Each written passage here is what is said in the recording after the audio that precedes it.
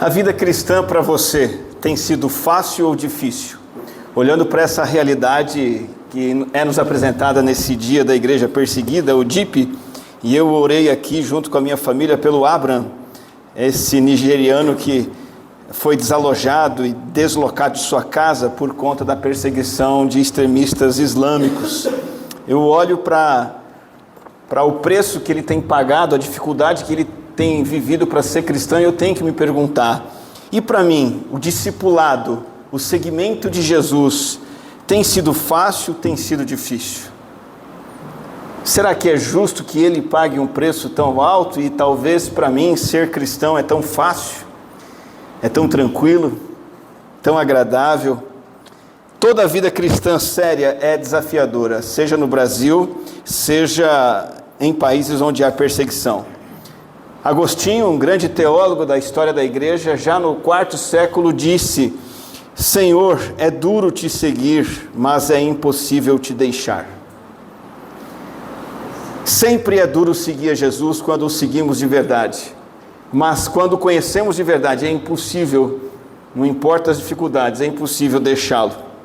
O sofrimento que vem em decorrência de eu praticar a justiça, de eu buscar os interesses de Deus, essa oposição que se levanta, esse sofrimento que para 184 mil cristãos entre 2023 e 2024, como ouvimos aqui, para eles o deslocamento foi o preço, a mudança de casa, de bairro, de cidade. É fato que quando eu faço bem, eu desperto nas pessoas o quê? Quando eu faço bem, naturalmente as pessoas são impactadas com algo positivo. Quando eu faço bem, isso gera apreço. Mas eu quero olhar com você para a Bíblia, e o que a Bíblia fala sobre isso que estamos conversando hoje aqui, sobre o dia da igreja perseguida, é que muitas vezes a prática do bem vai despertar também maus tratos. A palavra que nós vamos olhar hoje se encontra em 1 Pedro capítulo 3, você pode abrir a sua Bíblia nessa passagem, eu quero lê-la com você. 1 Pedro capítulo 3, versículo 13, nós vamos ler até o versículo 18. Via de regra então, fazer o bem gera nas pessoas apreço, gratidão, paz, alegria. Mas a Bíblia nos diz que fazer o bem também vai gerar maus tratos. A palavra aqui vai dizer que alguns que fazem o bem são oprimidos. A palavra oprimido que você vai ler aqui nesse texto significa realmente, às vezes, até torturado. Palavra usada para tortura, palavra usada para maus tratos de verdade. 1 Pedro 3, 13 a 18 diz assim: quem há de maltratá-los se vocês forem zelosos na prática do bem? Todavia, mesmo que venham a sofrer porque praticam a justiça, vocês serão felizes. Não temam aquilo que eles temem, não fiquem amedrontados, antes santifiquem Cristo como Senhor em seu coração. Estejam sempre preparados para responder a qualquer pessoa que lhes pedir a razão da esperança que há em vocês. Contudo, façam isso com mansidão e respeito, conservando boa consciência, de forma que os que falam maldosamente contra o bom procedimento de vocês, porque estão em Cristo, fiquem envergonhados de suas calúnias. É melhor sofrer por fazer o bem, se for da vontade de Deus, do que por fazer o mal. Pois também Cristo sofreu pelos pecados, uma vez por todas, o justo pelos injustos, para conduzir-nos a Deus. Nós nos deparamos até aqui no culto com relatos de sofrimentos que as pessoas passam simplesmente porque dizem que são seguidoras de Jesus. Isso não acontece no Brasil. Alguém aqui teve que mudar de bairro porque senão perderia a sua própria vida porque é crente? Alguém aqui?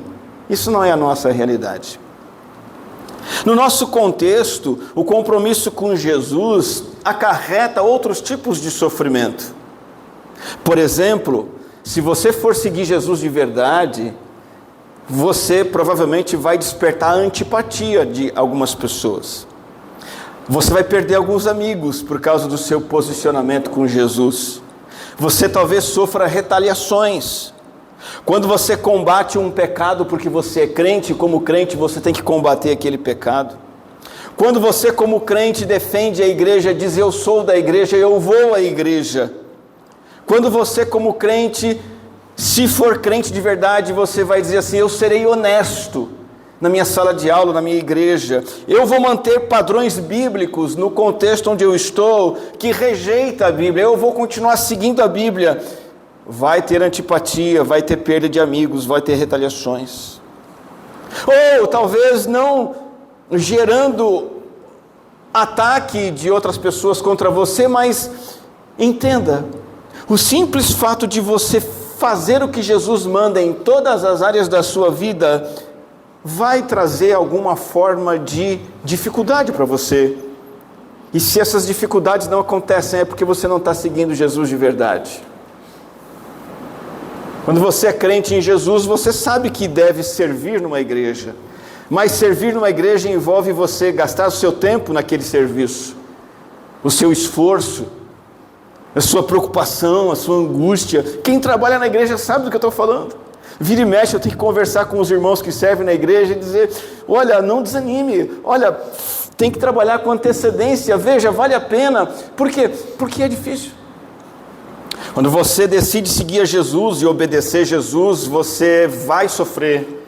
Porque você olha na sua vida pecados e aí você tem que tratar, e é mais gostoso deixar aqueles pecados quietinhos. Mas quem segue Jesus sofre pelo simples fato de ter que lutar contra os próprios pecados. Quem segue Jesus sabe que deve doar para a obra do Senhor. E para muitos, durante meses e anos, é melhor ficar na comodidade de guardar todo o dinheiro para mim, porque é desconfortável dar o meu dinheiro na igreja, então eu não dou. E então eu não passo por esse sofrimento, por essa dificuldade. E toda vez que eu evito uma dificuldade que é me imposta, como consequência de seguir Jesus, eu não estou seguindo Jesus. Eu estou seguindo as minhas facilidades. E as atitudes erradas diante das dificuldades, seja na Índia, seja no Brasil, seja na Nigéria, algumas atitudes erradas são, por exemplo, o medo que paralisa. Diante do medo da consequência de seguir Jesus, eu fico quieto, eu paraliso, eu não faço nada.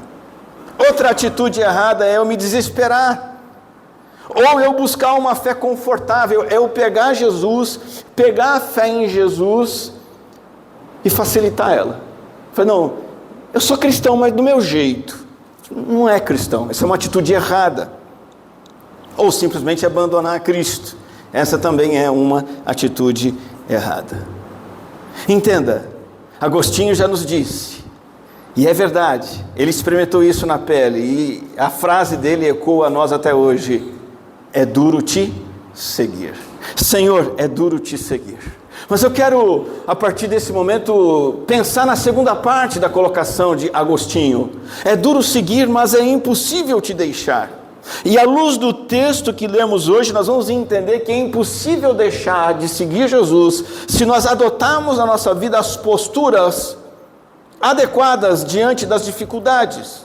Deus não promete a ausência de dificuldades, Ele garante a presença dEle conosco e a orientação dEle nas dificuldades. E se você e eu olharmos para esse texto, porque a palavra de Deus é a verdade que nos guia, essa é a única fonte de verdade infalível nesse mundo. Qualquer outra coisa que você e eu quisermos seguir vai dar errado, vai dar ruim, não serve. Isso aqui é a palavra de Deus para nós. E se nós seguirmos as posturas que Pedro nos dá aqui nesse texto, nós poderemos dizer como Agostinho: é impossível te deixar. Nós lemos o texto e agora eu quero explanar algumas posturas que Pedro, que inclusive foi alguém experimentado no sofrimento, o autor dessa carta, o apóstolo Pedro, soube o que é sofrer por Cristo. Ele nos orienta com algumas coisas. A primeira postura que eu destaco, eu tiro do versículo 13 e do versículo 16. Sejam zelosos na prática do bem. Se vocês forem zelosos na prática do bem. E lá no versículo 16 está escrito: conservando boa consciência. A primeira postura muito simples que você e eu temos que ter quando é difícil sermos cristãos é continuar me dedicando a fazer o que é correto diante de Deus e o que é bom para o próximo. Isso com zelo, isso com alegria. Então eu tenho que continuar sendo uma pessoa que olha para Deus e diz assim: Deus, eu quero continuar te agradando, não importa a dificuldade. Eu quero continuar abençoando a vida do próximo, não importa se ele mereça ou não. Zelo na prática do bem. Primeira postura, zelo na prática do bem. Eu continuo olhando para as pessoas necessitadas, identificando suas necessidades, agindo de forma altruísta. Eu continuo tendo como foco ter o caráter e a conduta de Cristo nesse mundo, mesmo que eu esteja sendo maltratado. Talvez você deve se lembrar da história narrada de Estevão no livro de Atos, quando ele estava sendo apedrejado pelos seus algozes. Lucas, o autor de Atos, faz questão de dizer que enquanto ele era apedrejado, ele estava fazendo o que pelos seus apedrejadores? Xingando-os, ofendendo-os, mandando-os para o inferno. Ele estava orando pelos seus algozes. E um desses algozes, que talvez não atirou nenhuma pedra, mas estava apoiando aquele ato, se chamava Saulo. E Estevão orou por Saulo. E a oração de Estevão por Saulo fez com que Saulo se transformasse em Paulo, o grande seguidor de Jesus. Isso é zelo pela prática do bem. Eu estou sofrendo porque faço o bem. O que eu tenho que fazer? Continuar fazendo o bem. Vimos no versículo 16, Pedro diz: mantenham boa consciência. Interessante dizer para você manter boa consciência, porque a consciência é uma luz amarela que Deus colocou no teu caráter, na tua individualidade, na tua humanidade, na minha. Todo ser humano é dotado de consciência. Uma maneira fácil de entender o que é consciência é você pensar no painel do seu carro, em muitas luzes que acendem ali quando tem alguma coisa errada. Uma delas é a luz de combustível. Falta de combustível, acende uma luz. O que você tem que fazer? Abastecer.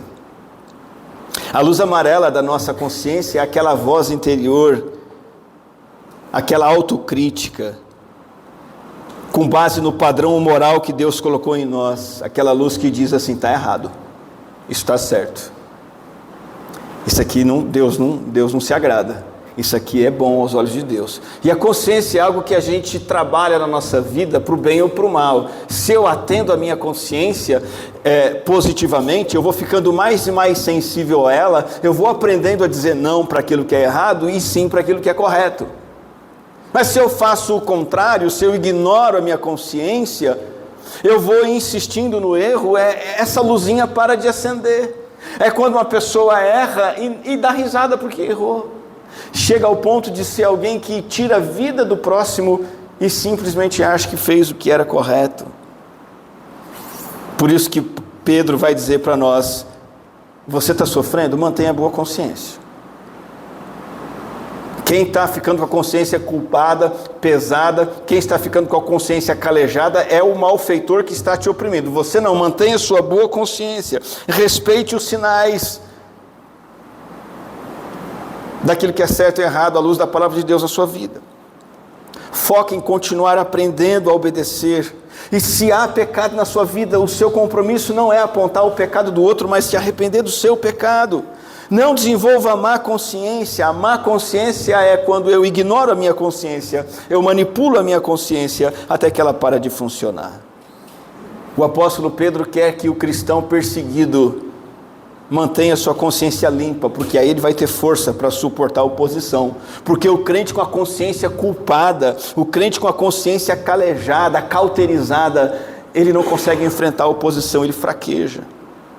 É a consciência limpa que nos dá força. A consciência culpada nos torna covardes. Quem tem consciência culpada, quem tem dívida, quem não acerta suas falhas, quem não confessa seus pecados, quem não cresce, não muda, não tem ousadia para fazer a obra de Deus, para enfrentar a oposição, para confrontar o próximo. Primeira postura para você enfrentar a dificuldade na fé: seja zeloso na prática do bem.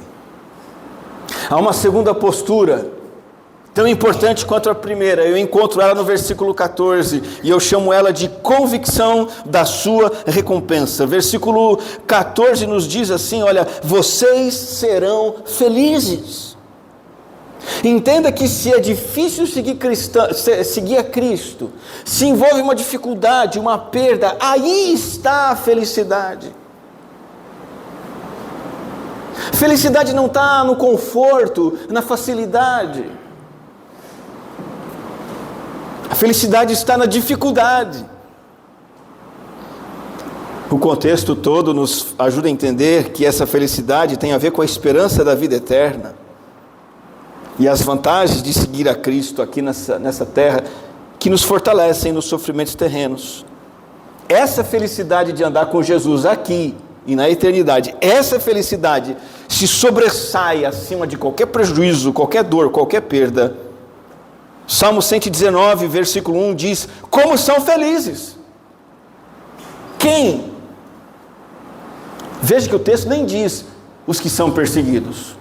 Ser perseguido ou não é o fator primordial.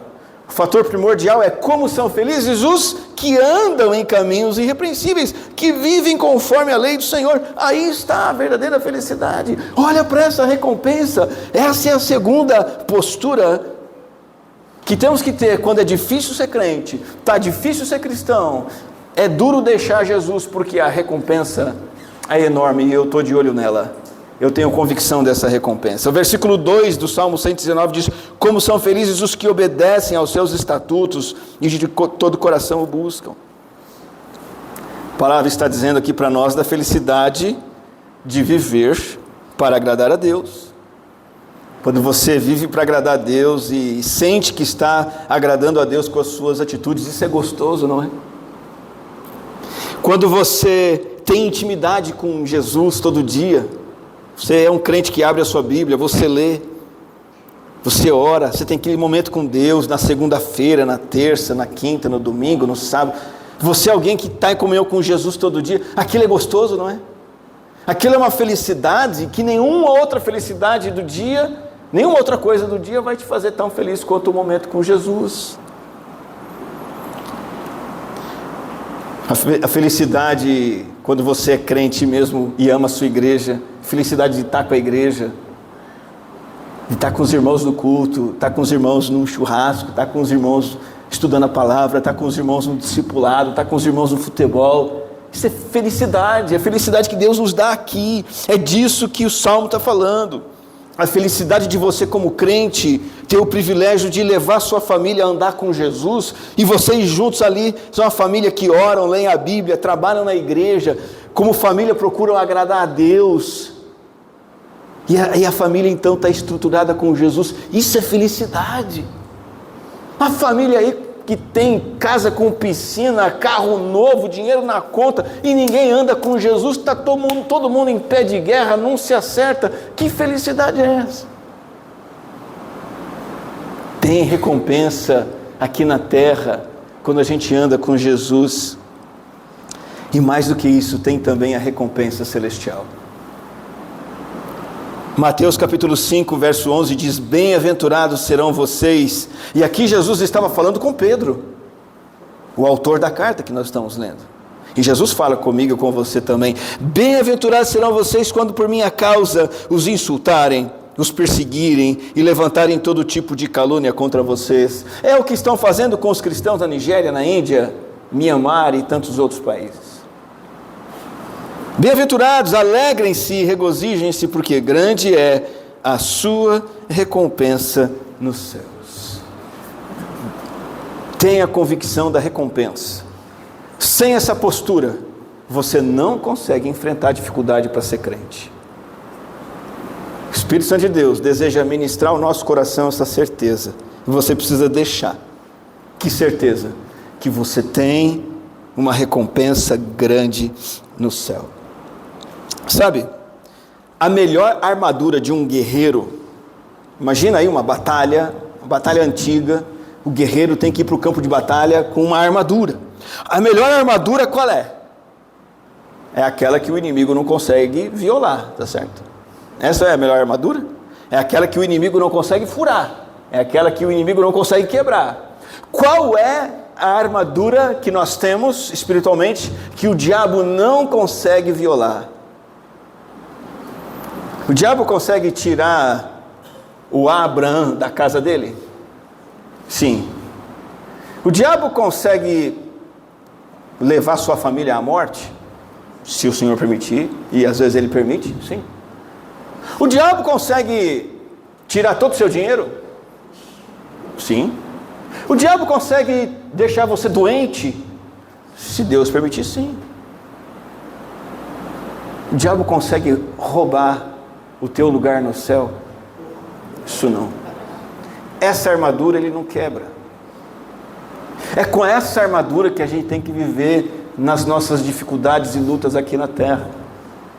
Com essa convicção de que eu tenho uma recompensa. O cenário global, meus irmãos, e eu digo isso com convicção essa semana, olhando para essas informações do DIP com a Melk e também para outras notícias que temos visto, guerra entre Israel e Irã, os árabes, a Palestina, Estados Unidos, Reino Unido e toda essa coisa.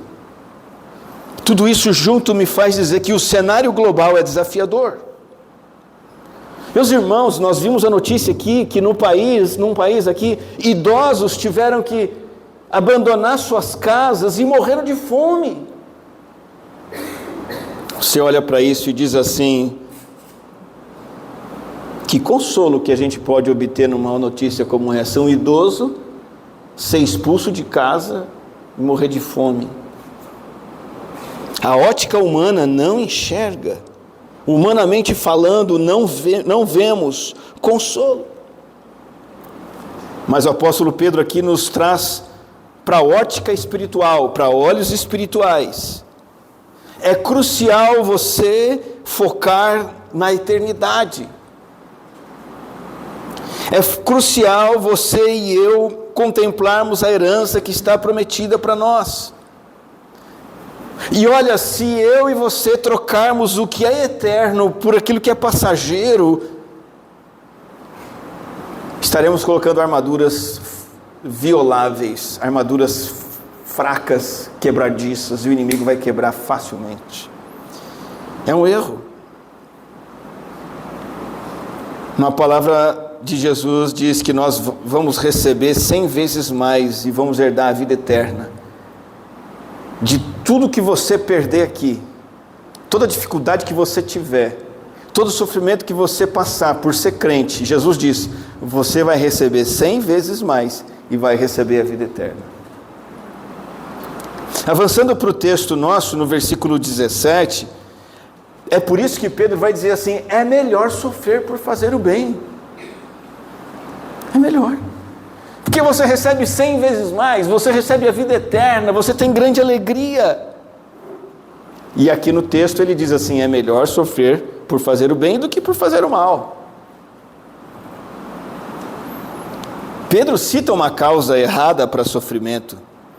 Eu sofrer punição, ou eu ter consequências ruins, ou Deus me disciplinar porque eu pequei, porque eu fiz uma coisa errada. Não é por isso que devemos sofrer nessa vida, devemos sofrer por fazer o bem. E eu quero destacar uma colocação desse versículo, que ele diz aqui, se for da vontade de Deus. Sabe o que está acontecendo aqui? Está acontecendo que mais uma vez a Bíblia está indo de encontro à falsa mensagem do Evangelho que é pregada hoje em dia. Que muitos evangélicos estão dizendo que Deus não quer que você sofra, e que todo sofrimento não faz sentido e você tem que se livrar dele, mas o verdadeiro evangelho diz, pode ser que Deus queira o seu sofrimento, de inúmeras formas, uma delas é essa, que você sofra porque você foi crente, que você perca um contrato porque você falou a verdade, que você deixe de fazer uma venda porque você não compactuou com a corrupção. Que alguém olhe para você e fique bravo porque você, em amor, e mesmo tendo falado em amor você falou a verdade para ele. falso evangelho propõe bem-estar material, bem-estar terreno, e a verdade de Deus diz: não, o sofrimento vai fazer parte. Essa é a segunda postura adequada diante do sofrimento por ser crente. Ele vai acontecer, é da vontade de Deus, mas Deus diz: é melhor, você será feliz, vai receber 100 vezes mais, grande é a sua herança no céu. Ainda no versículo 14 eu encontro a terceira postura, e a terceira postura nos diz o seguinte: você tem segurança em Cristo, não tema, não fique amedrontado. Qual é a postura de não temer, não ficar amedrontado? Eu estar seguro. Essa é a terceira postura. Esteja seguro em Cristo. Não seja dominado pelo medo de ameaças, o medo de perder a tranquilidade. Não se deixe levar pela falta de paz mental, pela perturbação, por ficar inquieto e apavorado. Como é que eu faço isso? Como é que eu fico seguro em Cristo? Substitua o medo de perder algo pelo verdadeiro temor que tem que ser dirigido ao Senhor. Substitua o medo de ficar sem dinheiro, o medo de ser mal falado, o medo de desperdiçar um tempo de lazer para usar esse tempo na obra de Deus. Troque esses medos inúteis pelo verdadeiro temor, a reverência para com Deus, amor pelo Senhor, a admiração pelo Senhor, que leva a uma vida de obediência e adoração. Jesus diz algo muito sério em Lucas 12:4, ele diz assim: eu digo a vocês, meus amigos, não tenham medo dos que matam o corpo e depois nada mais podem fazer. Não tenha medo dessa gente aí. Mas eu mostrarei a quem vocês devem temer. Temam aquele que depois de matar o corpo, tem poder para lançar no inferno. Sim, eu digo a vocês, a esse vocês devem temer. Coloca o temor no Senhor, e os medos vão se dissipar. Você está seguro em Cristo. Dá um exemplo prático. Você fica apreensivo quando aceita o desafio ou decide falar de Jesus para alguém? Não aparece um monte de medo? A pessoa vai estranhar. A pessoa vai rejeitar minha amizade. A pessoa vai achar que eu sou crente chato. Isso. Um monte de medo. E se você olha para essas reações, o medo devora você. Qual é a saída? Temer a Cristo. Eu estou com Cristo. Cristo quer que eu fale. Cristo quer que eu pregue. Ele quer que eu evangelize.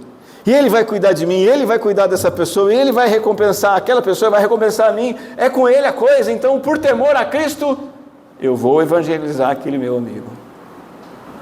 Você tem medo de dar o seu dinheiro na igreja? Não sei qual é o medo. O medo de faltar dinheiro para uma conta, o medo de não poder comprar uma pizza, o medo de tirar um dinheiro que você queria guardar, não sei qual é o seu medo. Você está olhando para as coisas erradas e tendo medo das coisas erradas. Tema o Senhor. Ele que te dá o seu dinheiro, Ele que te sustenta e Ele que pode multiplicar o teu dinheiro. A segurança nossa está em Cristo.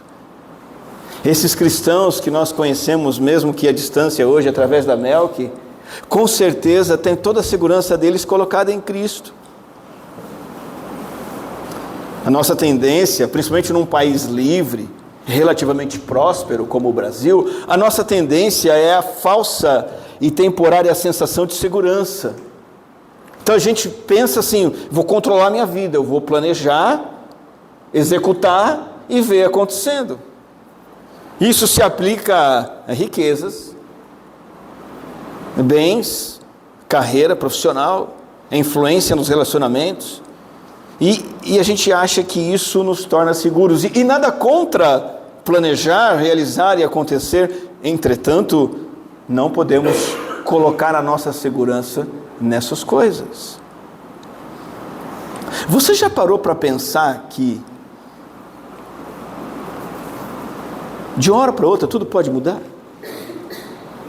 E tudo aquilo em que você colocou a sua segurança se vai? Hoje é dia 15 de junho de 2025. Você já parou para pensar que no dia 16 de junho, um cataclisma climático pode cair aqui em Morugaba e a gente ficar sem nada, desalojado? Amanhã você pode estar preso nos escombros da sua casa demolida por um temporal. Já parou para pensar? Já parou para pensar que uma recessão econômica sem precedentes pode começar hoje, e semana que vem você não tem mais comida no mercado, você não recebeu o seu salário, o país está um caos? Já parou para pensar que isso pode acontecer? Já parou para pensar que um exército inimigo, você viu o que o Irã tentou fazer com Israel ontem, anteontem?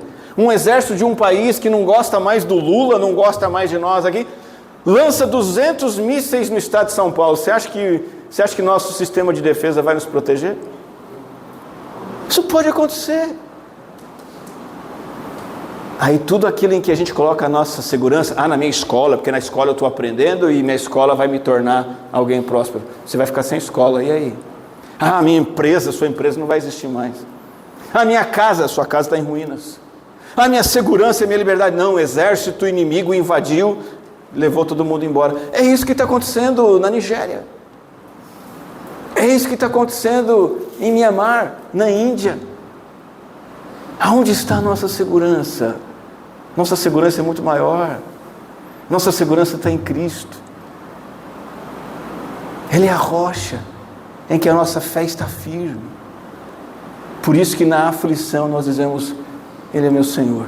A minha eternidade está em suas mãos. Ele me prometeu 100 vezes mais bênçãos aqui na terra se eu segui-lo. Eu estou seguindo. E Ele me prometeu que além de me dar 100 vezes mais bênção, Ele também vai me levar para a pátria celestial. Eu estou seguro. Eu não tenho medo. Eu tenho essa segurança. Só Jesus oferece segurança eterna. E o nosso maior perigo é a gente se apoiar em qualquer coisa que seja humana e não nele. Você pode até se achar seguro, você pode até chegar ao final dos seus dias com essas coisas aparentemente te dando segurança, mas quando você partir dessa vida aí, você vai perceber que nada disso te deu segurança, que a segurança só está em Jesus. Terceira postura para enfrentar dificuldades para ser crente é a segurança em Cristo. Então, continue zelando pela prática do bem. Tenha certeza da sua recompensa. Esteja seguro em Cristo. Quarto lugar, versículo 15. Quarta postura: santifique a Cristo como Senhor na sua vida. Verso número 15. Antes, santifiquem Cristo como Senhor em seu coração. Não tem como enfrentar dificuldade para ser crente sem reconhecer Jesus como único Rei soberano, como autoridade exclusiva na sua vida, aquele a quem você adora, aquele em quem você espera. É isso que significa santificar Cristo como Senhor em seu coração. A Bíblia diz que quando nós somos salvos, Deus nos santifica. E o padrão bíblico é Deus nos separar para a salvação. 90% das vezes, é um número imaginário aqui, 90% das vezes na Bíblia a palavra santificação é Deus nos separando para si em Cristo Jesus. Mas aqui Pedro faz o contrário.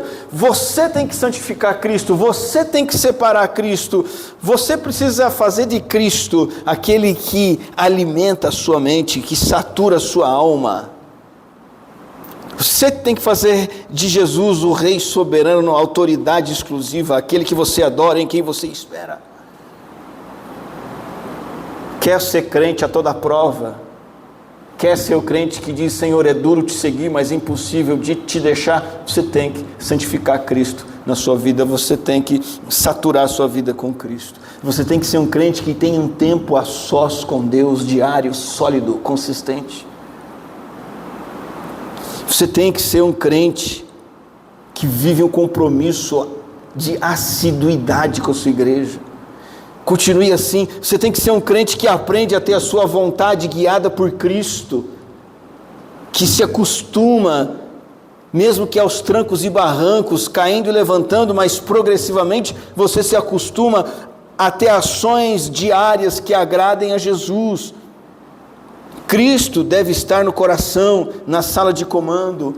Esses cristãos, por quem oramos hoje, perseguidos, eles só estão enfrentando a perseguição porque eles santificaram Cristo como Senhor na vida deles.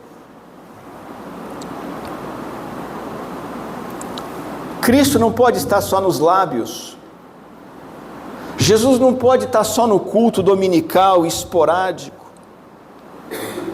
Jesus tem que ser santificado e separado como Rei e Senhor da minha vida. Caso contrário, eu o abandono na menor das dificuldades.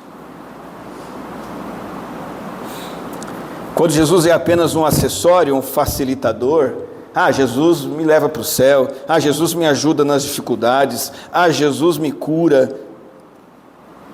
Na hora da dificuldade, ele será desprezado. Eu fico pensando uma coisa muito simples, né? O que impede o Abraão, esse rapaz aqui, de ir para a igreja dele? O que impede? Um exército. Um camarada com a metralhadora dizendo para ele que ele não pode ir para a igreja. É isso que impede o Abraão de ir para a igreja.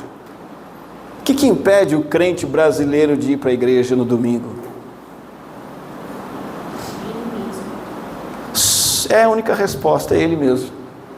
Às vezes ele pensa que é o churrasco com a família, a tarde na piscina, o jogo de futebol, o passeio, a viagem, mas é ele mesmo. A cama quente, a gripezinha. É porque não santificou Cristo como Senhor no coração.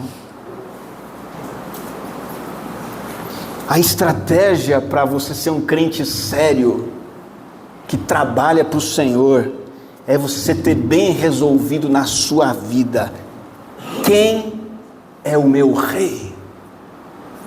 É simples assim. Para eu enfrentar a dificuldade para ser crente, eu tenho que estar bem resolvido quanto a isso. Quem é o meu Senhor? Essa é a quarta postura para enfrentar dificuldades para ser crente: santificar Cristo como Senhor no coração. Quinta e última postura.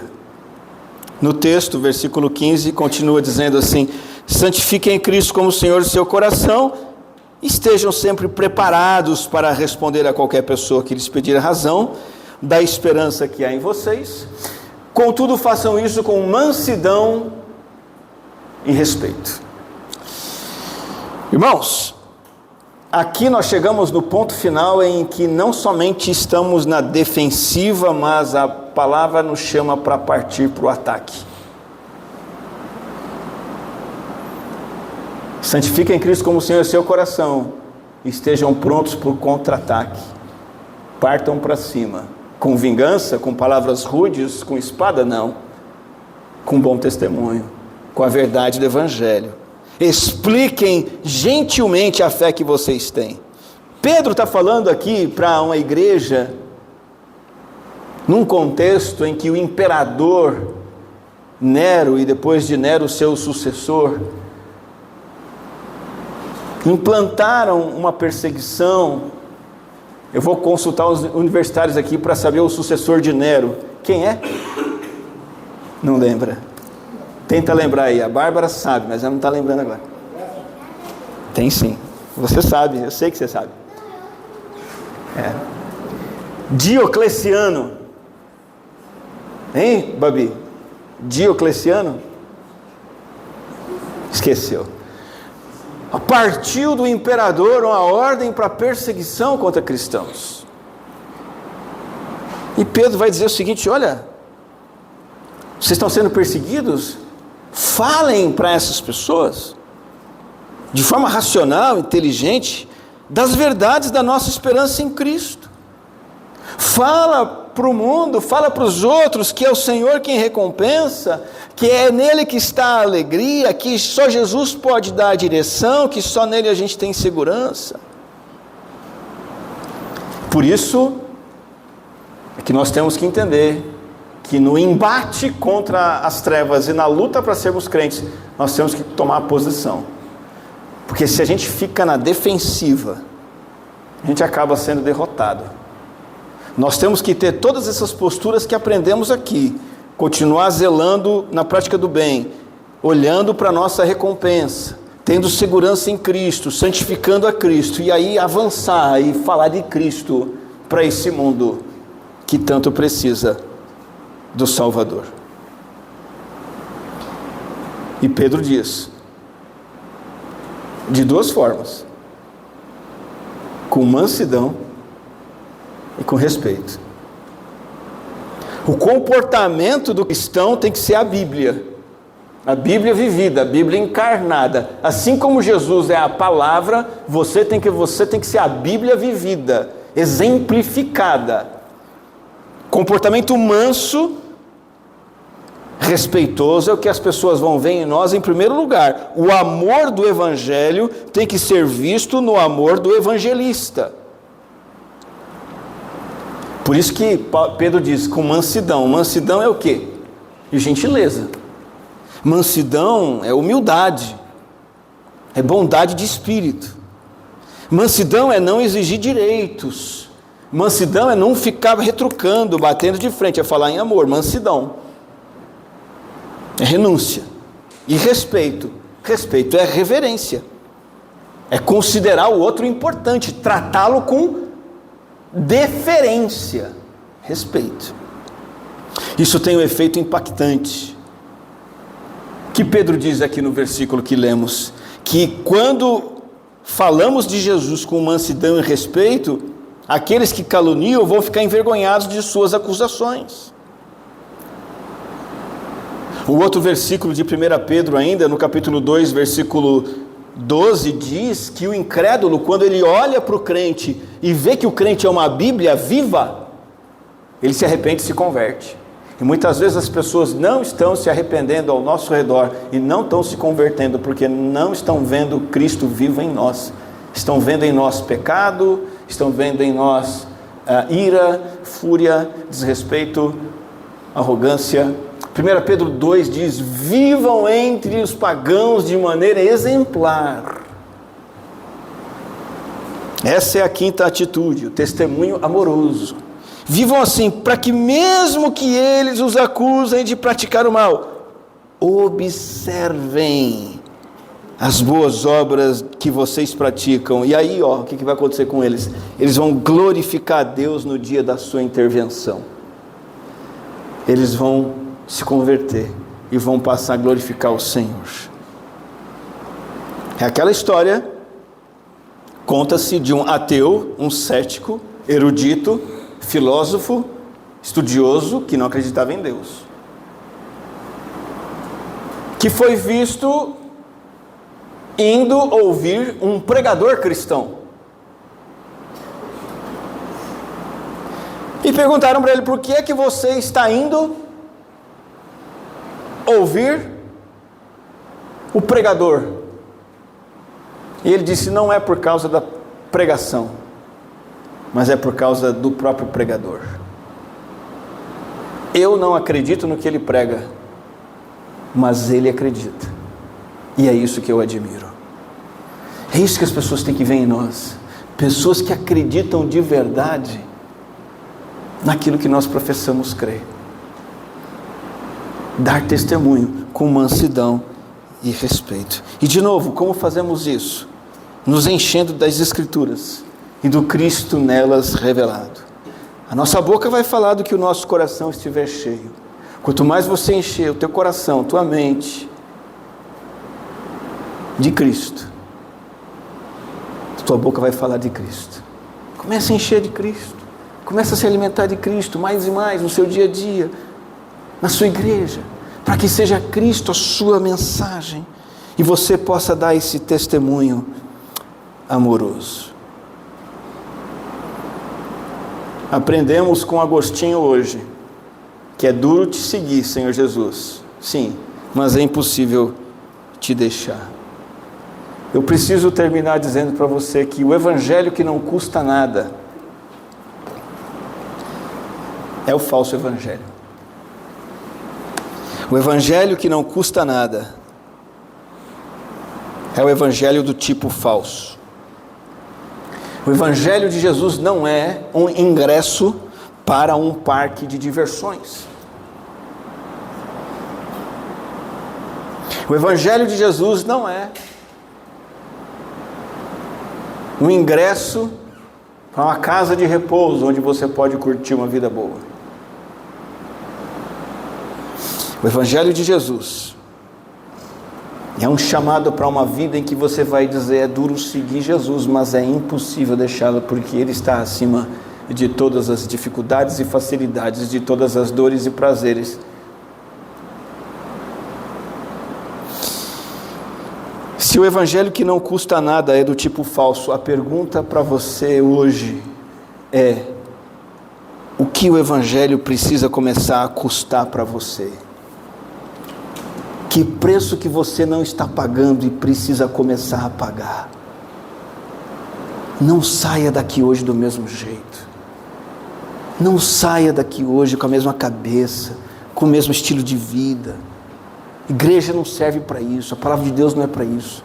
Você está aqui hoje para que você saia daqui pensando: que preço eu tenho que pagar para Cristo que eu não estou pagando? Por um motivo muito simples. O motivo final, a palavra final, a razão final, a verdade final, é aquela que Pedro nos apresentou no versículo de número 18. Por que tudo isso? Porque Cristo deixou exemplo. Ele sofreu uma vez por todas para nos conduzir a Deus. É assim que Pedro assina essa passagem. O que Pedro está fazendo aqui é o seguinte: olha, continue zelando pela prática do bem, porque Cristo fez isso.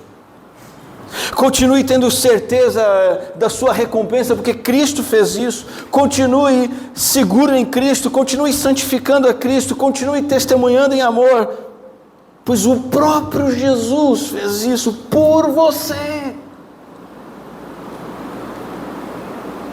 Ele sofreu pelos pecados de uma vez por todas, e então sofra também.